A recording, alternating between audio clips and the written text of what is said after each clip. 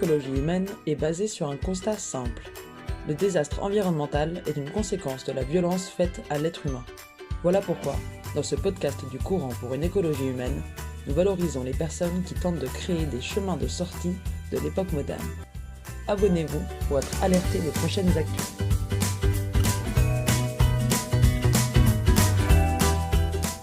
En juin dernier, nous avons eu le plaisir de rencontrer Sylvie Bonbrun.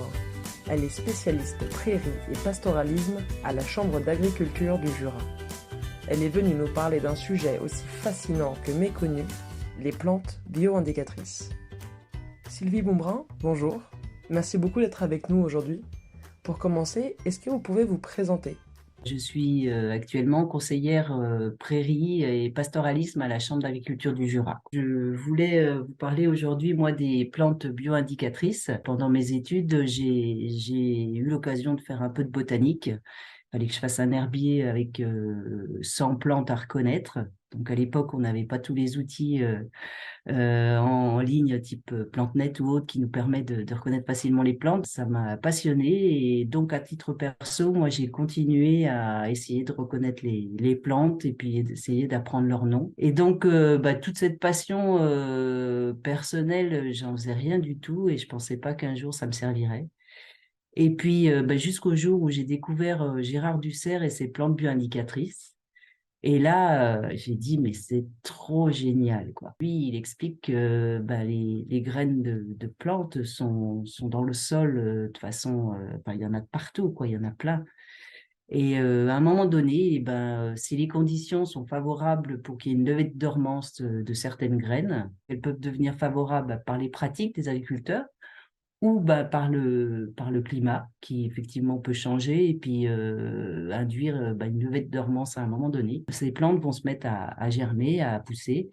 Et quand on les voit, on se dit pourquoi elles sont là. Et quand on essaye de les observer, on arrive à comprendre que elles peuvent nous indiquer voilà, un excès de fertilisation, un tassement, un surpâturage, toutes ces choses-là qui peuvent nous dire, voilà, là, il y a une prairie qui est pas très belle, qui dysfonctionne, mais en fait, les plantes, elles nous expliquent pourquoi, qu'est-ce qui va pas. Et donc, en fait, ça nous permet de se dire, c'est là où faut travailler et puis résoudre le problème pour que ces plantes ne soient plus dans ce contexte et puis on retrouve quelque chose de plus équilibré. Pour apporter un petit peu plus de contexte à ce qu'on raconte, est-ce que vous pouvez nous préciser avec quel type d'agriculteur vous êtes amené à travailler ? Moi, les agriculteurs avec qui je travaille, donc je suis dans le Jura, donc pays du comté, où il y a beaucoup de vaches qui produisent du lait pour produire du comté. Donc forcément, on est attaché à la biodiversité, au goût, à la diversité floristique, parce que derrière, il y a un produit voilà, de qualité qui valorise tout ça. Donc, je travaille pas qu'avec des éleveurs laitiers, je travaille aussi avec des éleveurs de vaches allaitantes, des éleveurs de producteurs de fromage de chèvre, des chevaux, etc. Enfin, quelle que soit la race, la prairie, elle est là pour nourrir l'animal et puis mieux il sera nourri, mieux on aura un produit de qualité derrière. Comment est-ce que les plantes bio-indicatrices peuvent-elles être utiles et véritablement aider les agriculteurs dans leur travail ? J'ai découvert, grâce à ces plantes bioindicatrices, en fait, que souvent on cherche effectivement de la qualité, mais aussi de la quantité, parce qu'il y a besoin effectivement de remplir les granges pour alimenter tous ces troupeaux. Cette quantité, à un moment donné, pour chaque prairie, il y a un optimum. Il y a un moment, il y a un plafond qui dépend effectivement de chaque prairie, parce que ça dépend du sol, de la profondeur, de la qualité de la terre, du contexte pédoclimatique. Tous ces facteurs-là vont influencer. Donc, l'optimum, il sera pas forcément le même d'une parcelle à l'autre.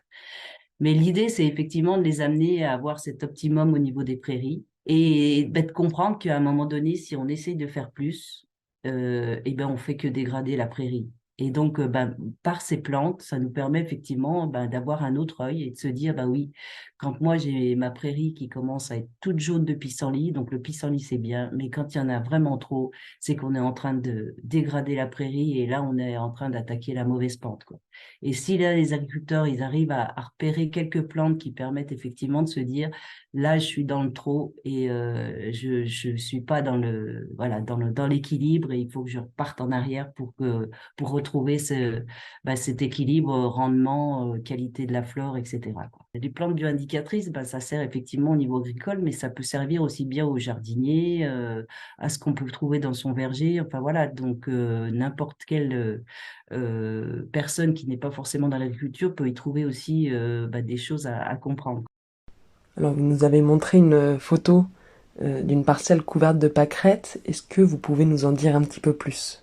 Ça, c'est une parcelle que je vois de temps en temps qui est toute blanche. Et la pâquerette, en fait, elle est indicatrice en pâturage de surpâturage, justement. Donc, en général, quand on râpe un petit peu les parcelles, donc c'est souvent les parcelles qui sont à côté du bâtiment, qui vont être un peu plus sollicitées, puis un peu trop, justement, et la pâquerette, elle est dans un contexte qui lui convient, quoi. Donc, elle est plutôt indicatrice d'un entretien agressif, quoi. Voilà, quel qu'il soit. Ou quand on fauche un peu trop bas, c'est effectivement la pâquerette qui va arriver.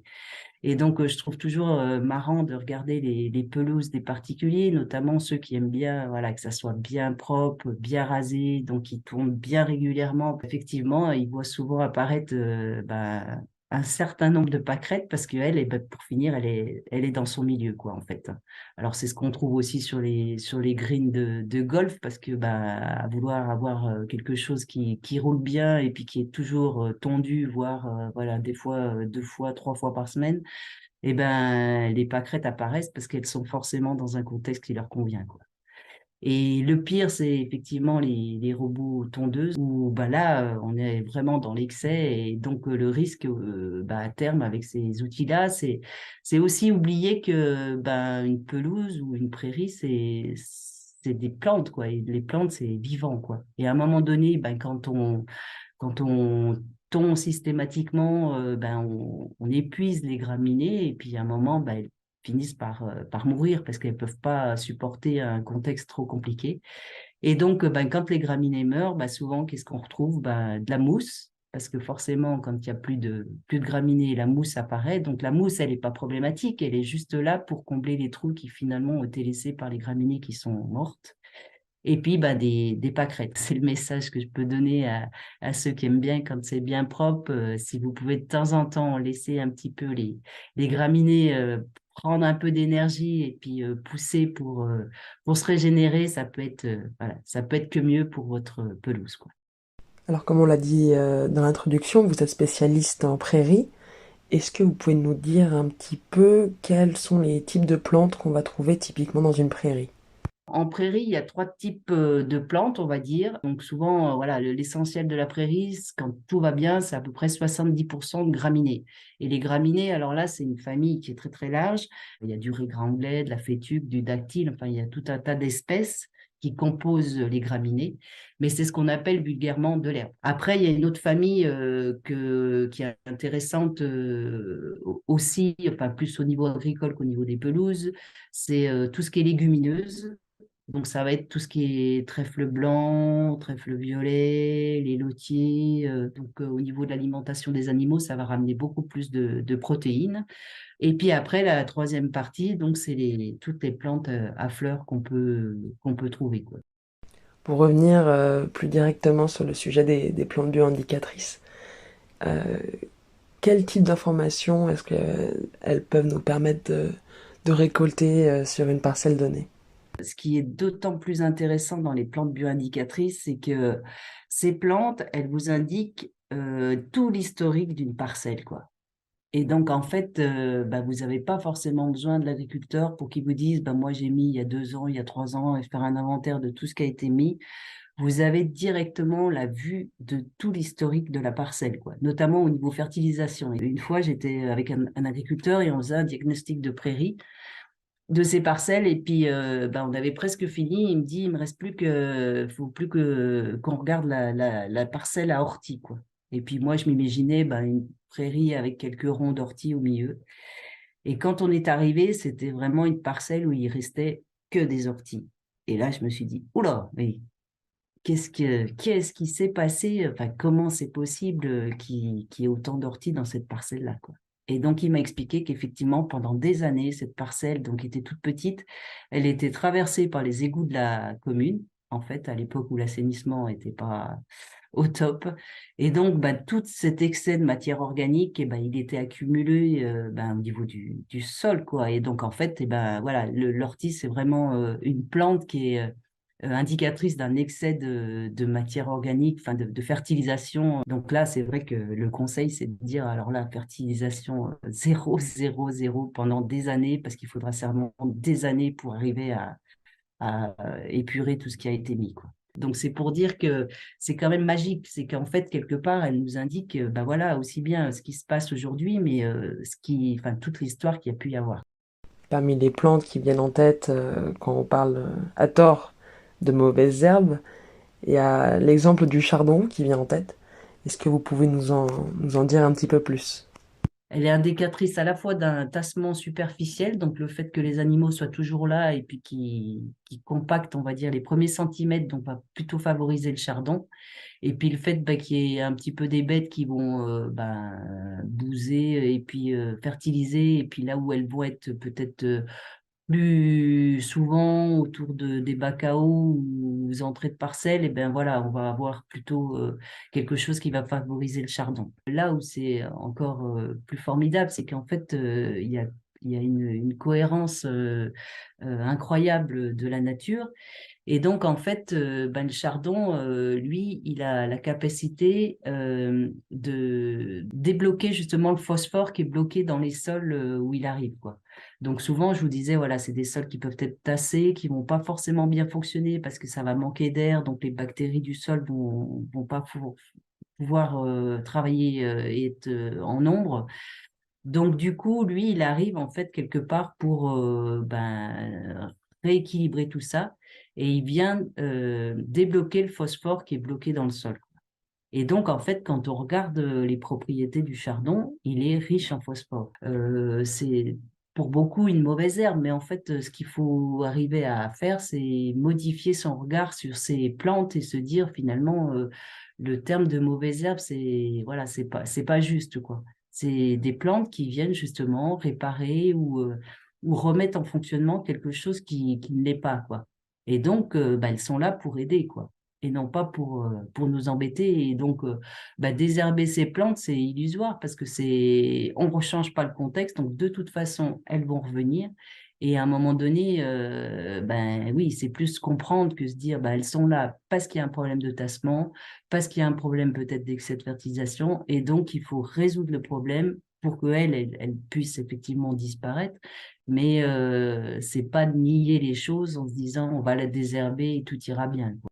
Est-ce que vous avez un autre exemple de plante avec laquelle vous êtes très souvent confronté dans votre travail? Je vous ai dit que j'étais spécialiste prairie et donc l'autre volet, c'est le pastoralisme. Donc là, on est vraiment, voilà, quand on tombe sur les ronces fougères, on n'est plus sur les milieux prairiales productifs, on va dire, on est plutôt sur les milieux plus contraignants qu'on peut appeler les estives, les communaux, qui sont plutôt sujets à la fermeture des milieux, comme l'embroussaillement notamment. Et donc, la fougère, donc voilà, quand vous avez de la fougère aigle, vous pouvez être tranquille que vous avez obligatoirement un sol acide, quoi. Si on est plutôt en sous pâturage, on va dire, eh ben, elle va avoir tendance à se développer, quoi.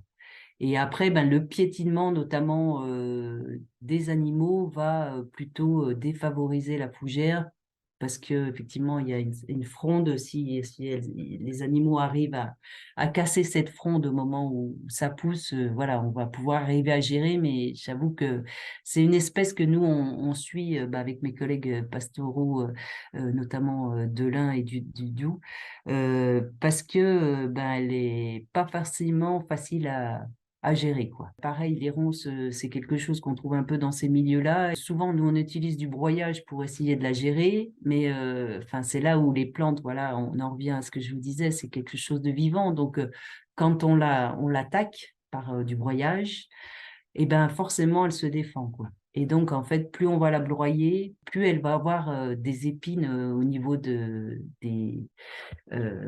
tiges, puisque c'est son moyen en fait de défense, quoi. Donc après, bah, les animaux vont encore moins la consommer parce que du coup, bah, comme ça pique, il y a certaines espèces qui vont pas aimer, quoi.